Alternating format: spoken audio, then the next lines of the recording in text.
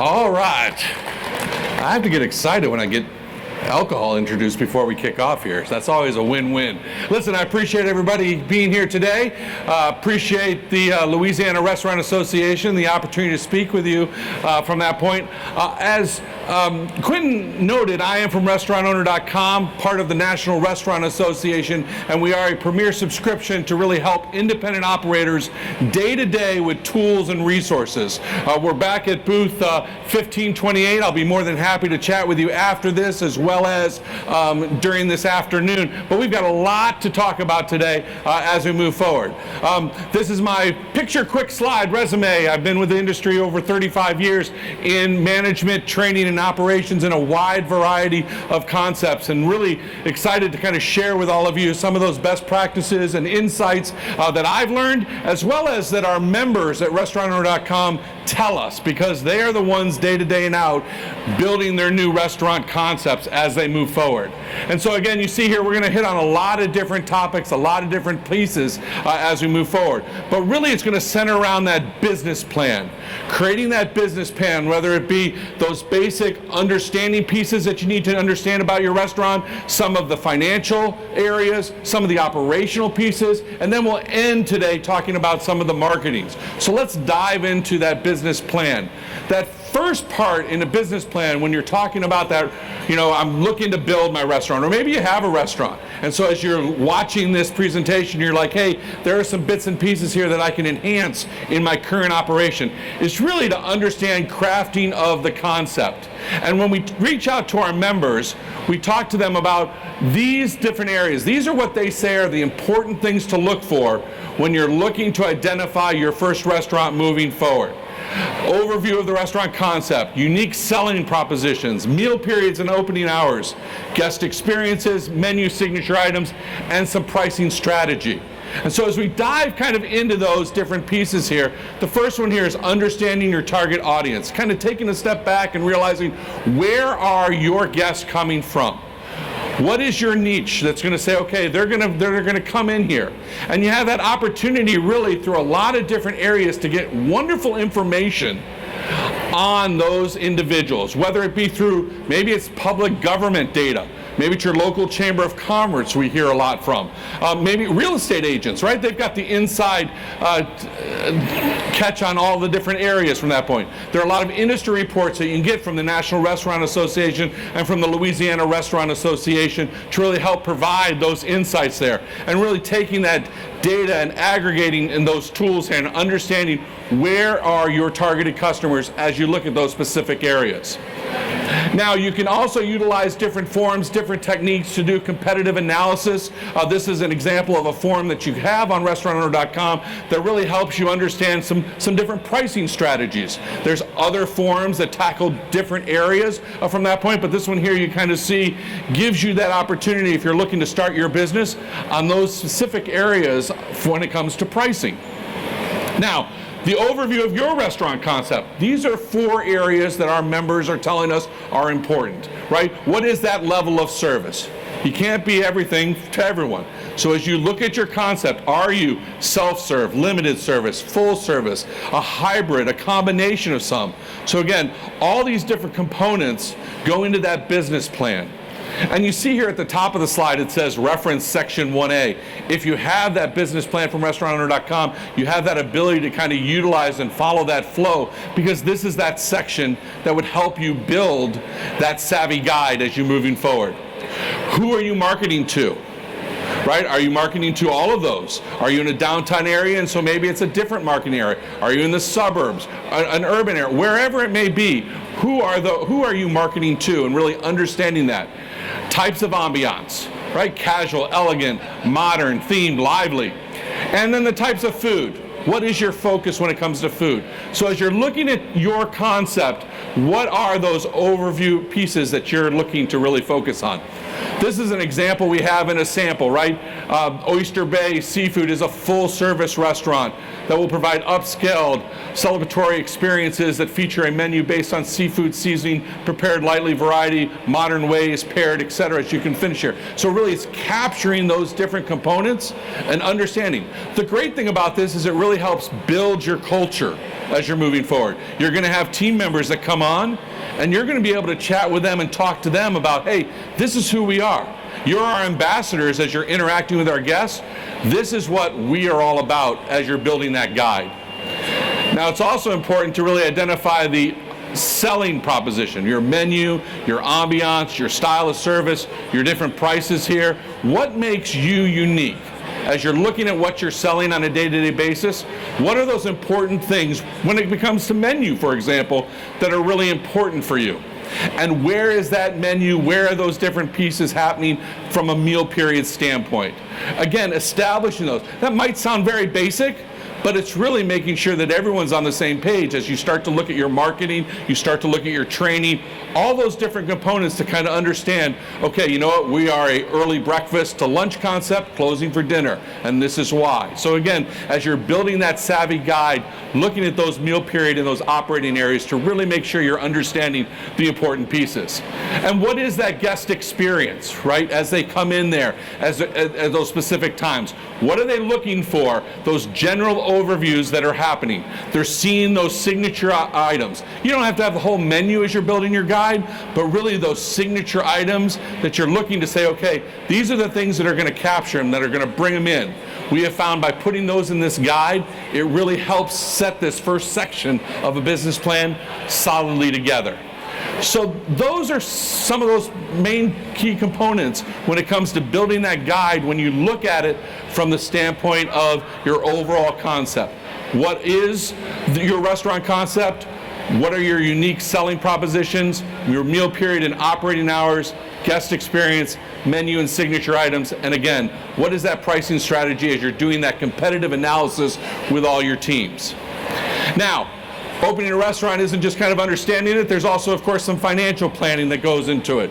You haven't rolled out the doors yet, but you got to make sure you're rolling out some cash in certain specific areas. We're going to talk first briefly here with regards to capital. Right? There's a lot of different forms, and we could probably talk for 45 minutes about capital all in itself. But what I'd like to say here is just kind of put some of these bullet points here when it comes to what you're looking for from a capital standpoint. There's a form here on the left that can utilize and help you guide through the process. But on the right here, you kind of see some of those key metrics, right? Real estate, whether it be leaseholding, backhouse equipment, professional services, opening expenses, inventories, marketing, personnel, really understanding those and putting a dollar figure to it as you're moving forward and as you're building that guide. Very important to make sure you're looking at your capital budget as you move forward. Projecting revenue, just as important, especially if you're going out and looking for investors so that they kind of understand what your vision is over those first 1 to 2 to 3 years. And it's really creating that opening operating projections, that 3-year window to say, okay, you know what, this is where I believe my sales will be. This will be where my prime cost is as I look at the cost of goods that we're looking to do, as I'm looking at the labor that we're expected, and of course all the other controllables below, to really paint that picture and provide the insight in your opening guide for your restaurant to understand where you see that vision happening over the course of those 3 years. So again, the capital up front and that opening projections, such a key piece. Now there are a couple assumptions that you want to kind of look at when you're putting those pieces together. You know, conservative sales growth rate. As you're thinking to yourself as I'm opening, what do we want to have it be? These are some examples that we've seen from some of our members. An 8% the first 2 years, 5% afterwards. So again, looking at those numbers and kind of understanding what are some of those assumptions I want to make sure as I'm building that guide. Conservative sales growth rate, right?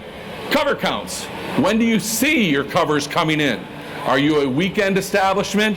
Do you find yourself maybe you have a lot of lunch business from where you're located? Maybe, of course, if you're a breakfast focused area, maybe you're going to have breakfast and brunch. So really understanding those cover counts and all of these tools will help you build those 3-year projections that you're looking to do that, again, will go into that guide that you're looking to build. Average check.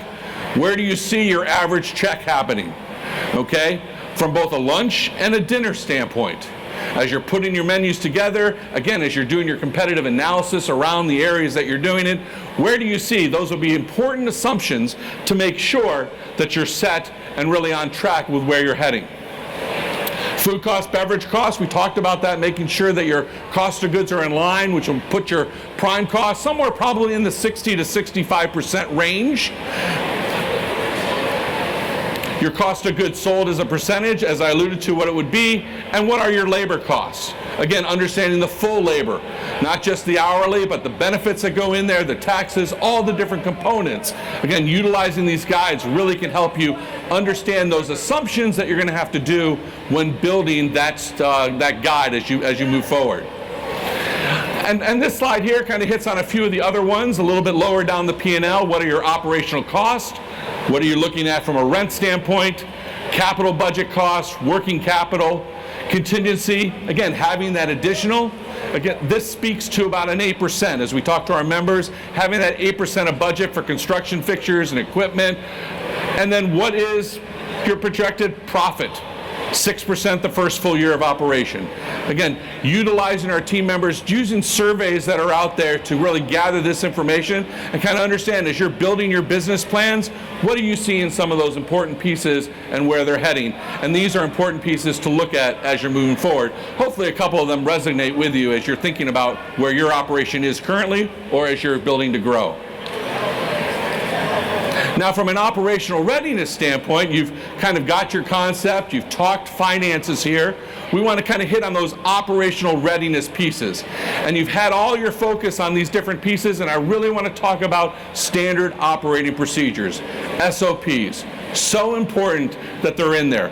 What is an operating standard? When you're building those, you want to consider a few different things. What are your company goals and objectives? What are your service standards? Your company expectations as you're moving forward? Your personal expectations as the owner? What do you feel your goals are?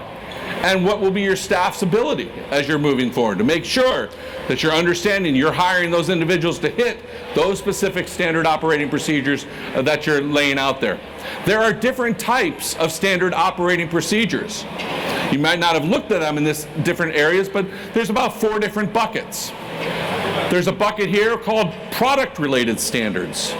These would be all the different types of things: serving size, serving temperature, garnish, condiments, things that you might see on your recipe cards. Again, as you're building your guide to open your restaurant, you're really going to have an understanding, because that's going to help you in your food costs, of what are your operating standards when it comes to specific products. A second type of standard is that employee-related standard. These are standards that really speak to the operational areas, the period of time. You know, how are guests greeted? An important key piece. Do you expect, the door to be opened by the host? Or is it, is there a to-go? How are they getting greeted? How are they greeted on the phone? Maybe you have a drive-through area. What are those standard operating procedures that are important to you when it comes to greeting the guest? And a very important piece is that period of time. You kind of look at each different one of those here at the bottom. Pre-arrival, arrival, ordering, service payment, payment departure. Again, all those different components as you're looking at your standard operating procedures. You all know there's a lot of different pieces that go into running an operation day in and day out. And so it's taking the time with your team to really look at all these different standards, whether they be product, whether they employee related, and putting them down on paper. The third one is facilities. So here you are building your first restaurant. What are your standard operating procedures when it comes to the design, how you want to look, making sure that you're captivating those, the decor, the lighting?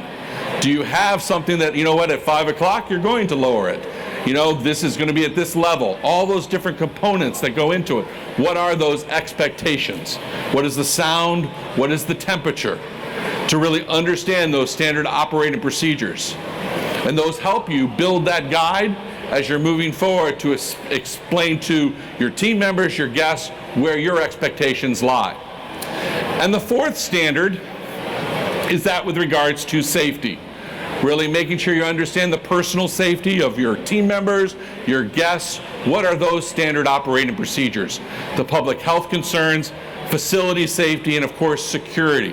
What are your procedures at the end of the night after you've closed, as far as, team members going out to cars? All those different procedures go into helping build that savvy guide to help you have a very successful operation. So important, again, to really focus on the standard operating procedures. A standard operating procedure can kind of be divided into three components. A policy, which is how you take a stance on a certain area. The standard, which is that expectation. And the procedure, which is the step-by-step instructions to make sure you are achieving that standard and that expectation. So an example I like to share here from a standard operating procedure. Let's say, of course, our policy is to abide by all federal, state, and local laws for alcohol service. That is the policy. Underneath that is the standard. So for that, to do that, our standard will be all customers ordering alcohol will be asked to show identification that will check thoroughly and properly according to our specific standard operating procedure. So you see there the policy, the standard, and then all the different details that go underneath it that kind of help explain. So as you're building this guide, you're building out some of the training components that you're going to end up teaching and speaking to when you have your team members and managers on board. So you see here, this is an example of it. What would you do? Hey, there's 6 different steps, right? We could greet the guest politely ask the customer for an ID, verify the following ID. If the ID is okay, serve the customer. But if there's concerns, what do? So again, it's kind of looking at all those, creating those standard operating procedures. An important key element as you're moving forward. When it comes to that business plan, defining what you are not is just as important as defining what you are, okay? You may love Caesar salads, but I love this as an example. A sushi bar normally doesn't have Caesar salads. So you might not, is that really your menu? Maybe it is, right? But it's really understanding what you are not from that point. So a lot of times when we have conversation with our restaurantowner.com members, it's having those dialogues of, well, I really want to be everything to everybody. There are times you have to put those guidelines on to really understand where you are as you're building your guide. Because it helps explain to your team members. It creates the clear vision that you have here. It really keeps you in tune to where you're looking to grow. Now, those standard operating procedures, from a guide standpoint, can turn into those tools and resources that you need to help run a daily operation day to day. From a front of house standard operating procedures, those could be in the form of those opening checklists that you see here. You know, somebody's going through from the host area and making sure that things are locked and loaded, to have those different pieces as you're building your new restaurant, right? All those different pieces on sanitizing and cleaning, right? Well, those restroom checklists from that point. Maybe there's a bar, the liquor perpetual, understanding those different components. They're going to make sure from a financial standpoint, you're staying on top of the different pieces. So really creating that consistent guest experience, utilizing these standard operating procedures, you do it day in and day out from a front of house standpoint using these tools. From a back house standpoint, those tools fall into the category of those recipe cards that you might be utilizing, those waste sheets that you might have. Again, maybe it's those prep sheets, the freezer pulls, all the different components that you can have to help build and create, to say, okay, here's my guide, how I'm going to do it. Now, what are those tools that I need to do to keep it going? So again, having those back of house standard operating procedures, such a cool, important part of the different piece. Now, you've got all these different standard operating procedures from a guide standpoint. You've got the different components that you're building in your business plan. It's really important, of course, to hire and train those team members that you're going to bring on. The hiring starts with those interviewing and those engaging different components. What questions are you going to have to ask them when they come in? So that you're making sure that you're hiring the right people that understand the culture that you're looking to build. You need to develop that hiring thing to really optimize the scheduling and establish what those uniform and grooming standards are. Technology many times plays an important part. There's a lot of vendors out here that have that technology that can help you during that. And so as you're building that guide, looking for those tools, while there are some things that you may be doing manually as an independent operator, there are tools out there that can definitely help support you. RestaurantOwner.com has a learning management system that allows team members to really follow up through their training as they move forward. So again, utilizing different tools like this one here is a POS evaluation worksheet. Common items that we have been told are important to ask when evaluating, is a POS system the right system for you? And then creating that training program. At RestaurantOwner.com, we supply this as a basic training model. Many people just kind of go into it and say, okay, you know what, I'm going to put you on the floor. Well, we really want to make sure you're thinking about that. If you're going to build that guide to an important piece, if you're looking at the specific areas of training to be important and smart. The first one's here on the left, right? Orientation general. There's general orientation things that you as the owner want to talk about. You want to talk about why you did this. We talked way back at the beginning of this presentation about what that concept is. This is your moment to shine, to say, this is what I want to do. When somebody comes in here, this is why we're going to live and breathe this every day and really provide an amazing experience. And then there might be specific orientation things for each position. Once that's done, you kind of move into the menu phase of your training, where maybe from a front of house standpoint, learning and understanding things like allergens and different components so that folks are able to speak to their guests very educated. From a back house standpoint, really understanding how to execute those step-by-step procedures as you move forward. And then position training, team member, and of course management. We put that all there because of course managers should go through all the team member ones as well.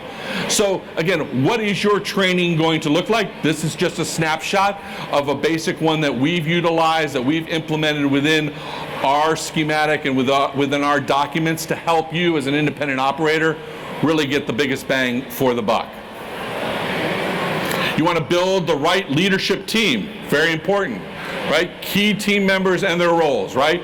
Introducing them as and their roles. In the guide, if you're building a guide as a business plan, you want to make sure that those investors are understanding who you're bringing on to run it. Right? I plan to have a general manager, an assistant general manager that's going to oversee these areas, a training manager. And again, you're doing all this under the premise of that financial to make sure that your prime costs stay in line from that point. But again, really understanding who those key individuals are. If you're able to even provide images and pictures because you have them, that helps you in the guide really understand those different components of who those individuals are and what those expectations are that you're going to have for those individuals. So again, very important there from an operational standpoint. From a supplier standpoint, there's a lot of different options that you can choose as an independent operator looking forward here, right? There's competitive quotes. Many folks do there. They go out there, they want the lowest price.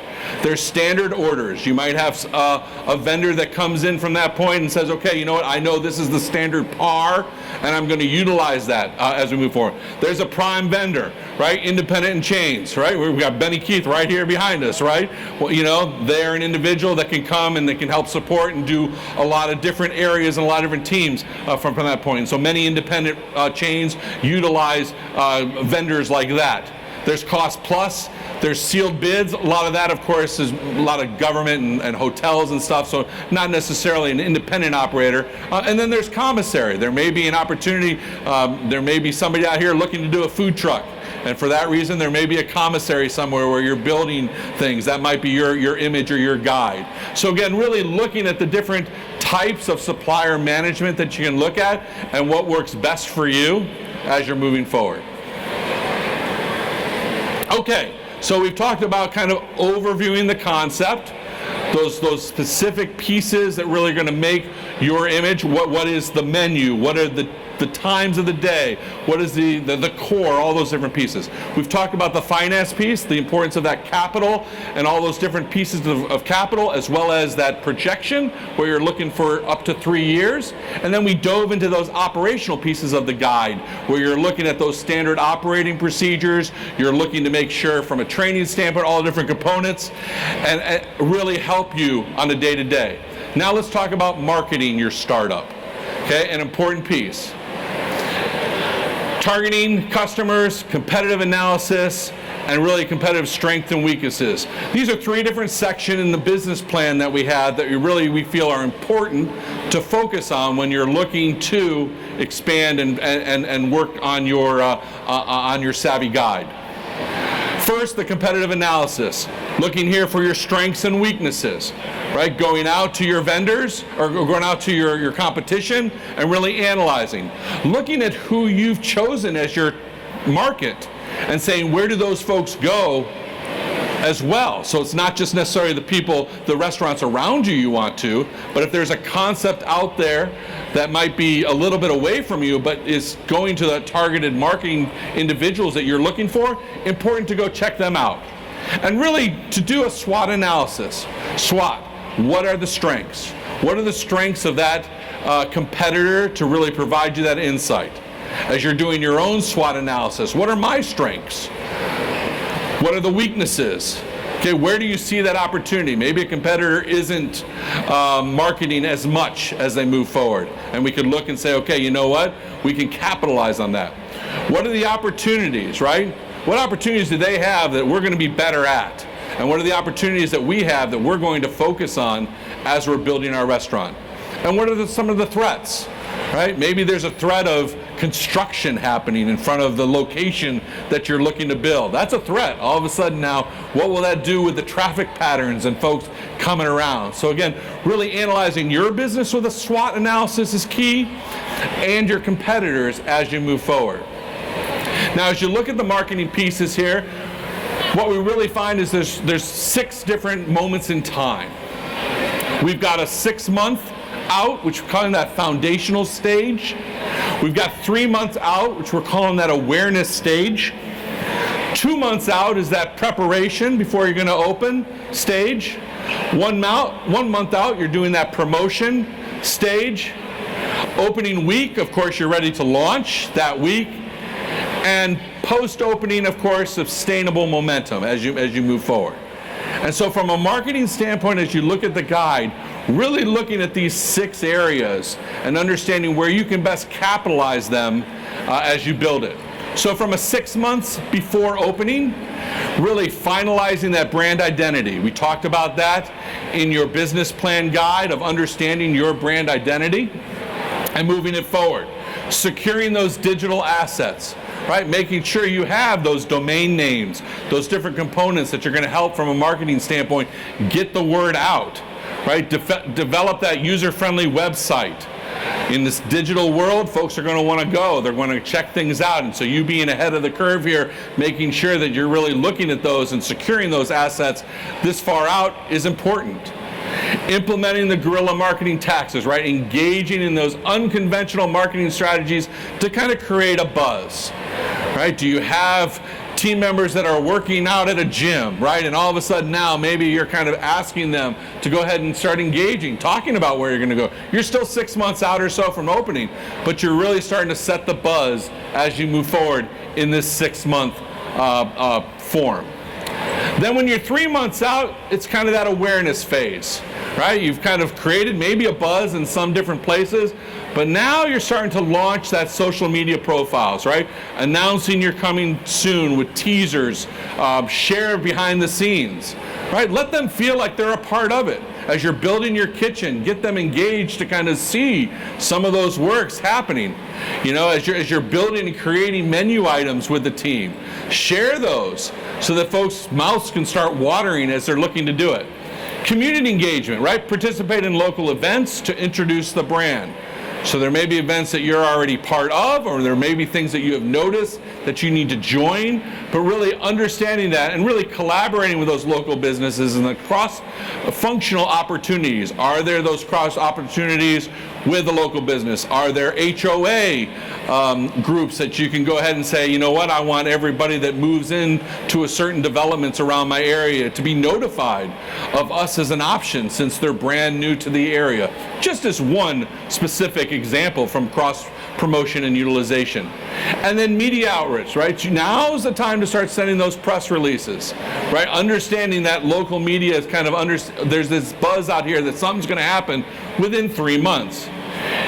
In today's social media world, inviting those food bloggers and influencers, if you have those accessible, to really try and engage, because if they can put that on their social media, boy, that has springboarded the awareness to so many individuals that now are scrolling, streaming, flipping, thumbing all through to really get the name and buzz out. So you see, those are the key things that really happen in that 3 months before opening page.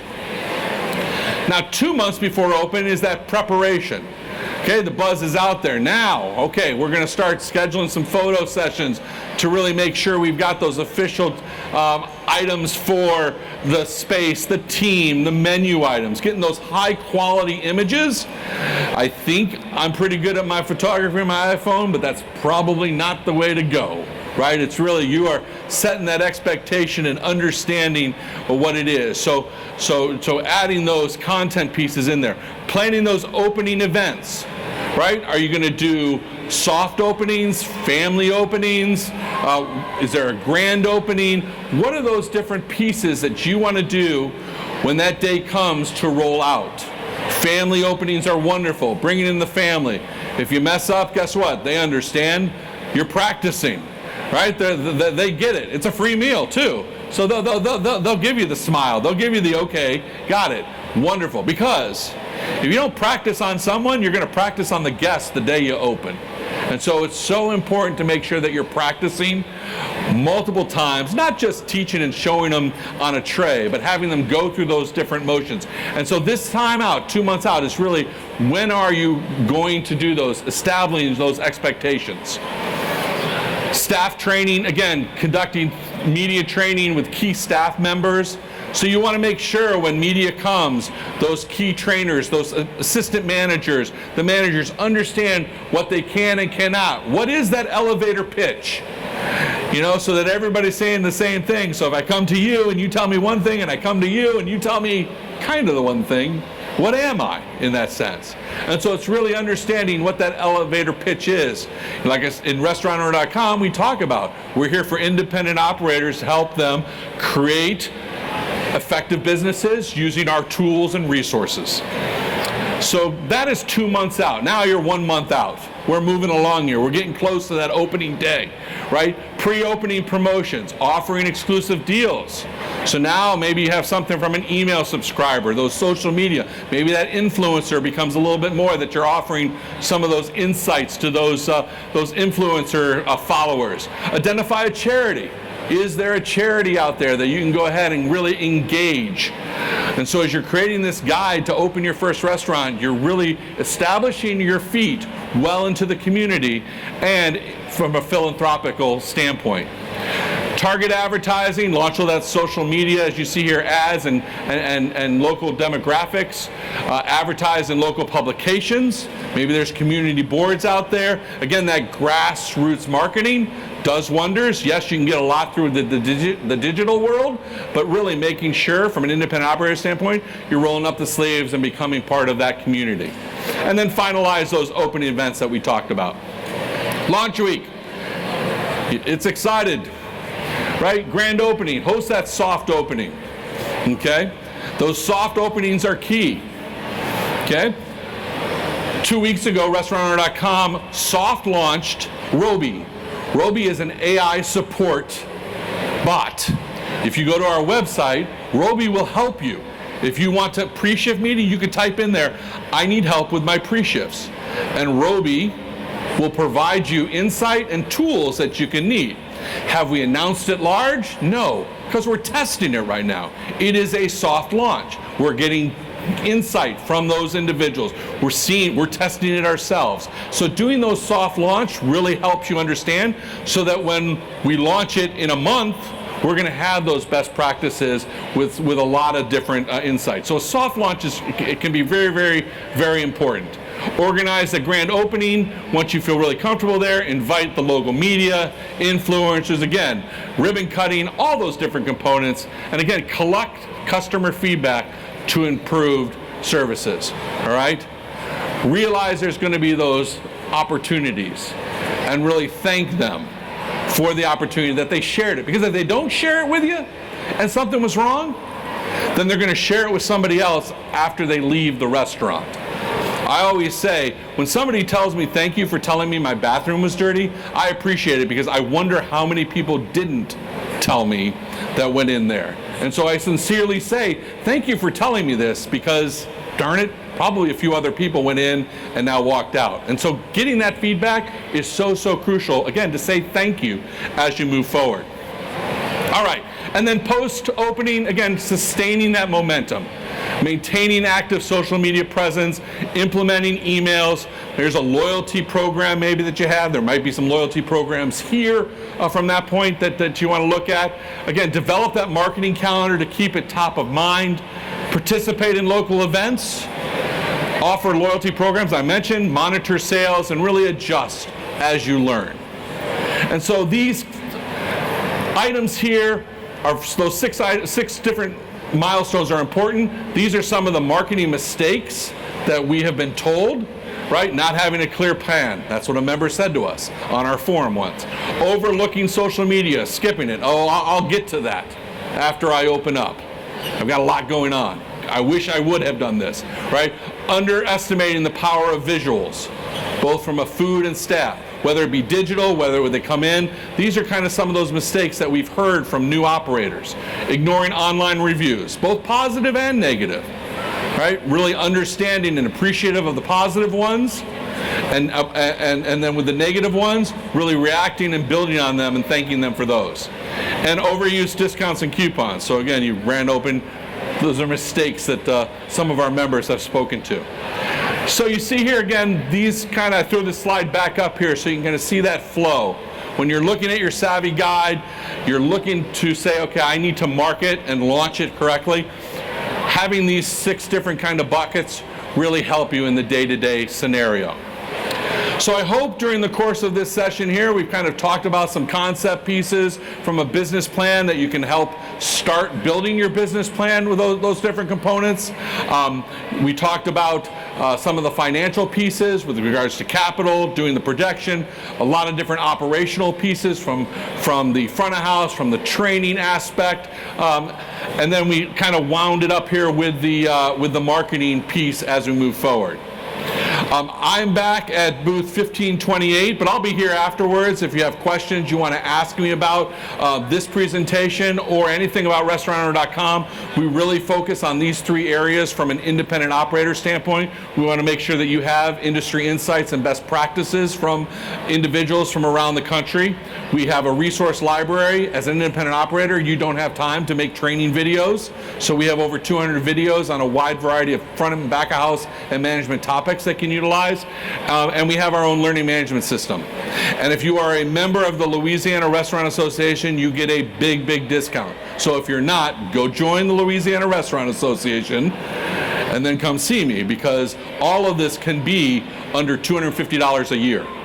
So it's very reasonable. I'll be more than happy to dive into that from that point. But we're really appreciative of our relationship with the Louisiana Restaurant Association to provide these tools and resources for our independent operators. This is a QR code that takes you to restaurantowner.com if you'd like to do that to learn more. I'll be around, but I appreciate it. Thank you for the sponsorship over here. If you didn't get your beverage, feel free to head over there and get your Pinot Noir, right? Yeah, exactly from that point. But thank you so much for your time today. I appreciate it, enjoyed it. Be well. I'll be here if you have any questions. Thanks, everybody.